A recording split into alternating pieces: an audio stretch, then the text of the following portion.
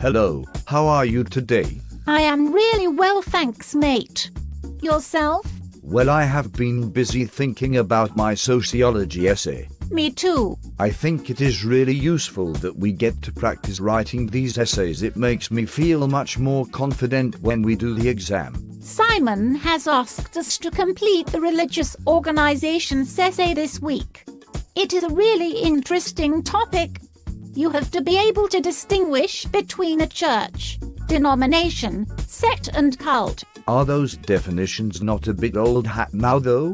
Religious diversity is the norm, is it not? Well, that is why Wallace came up with the idea of new religious movements. Oh, of course it is all flooding back to me now.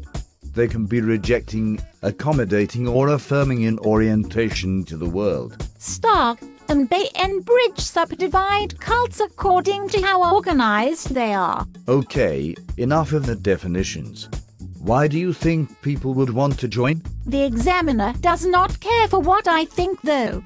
I heard they only want to hear about what we know. Well, one of the reasons was marginality. It justified suffering and disadvantage.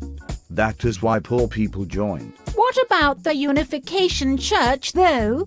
They were not all poor, were they? For sure. But apparently they were still marginal. They were dropouts and drug takers and hippies. Also, there is the concept of relative deprivation.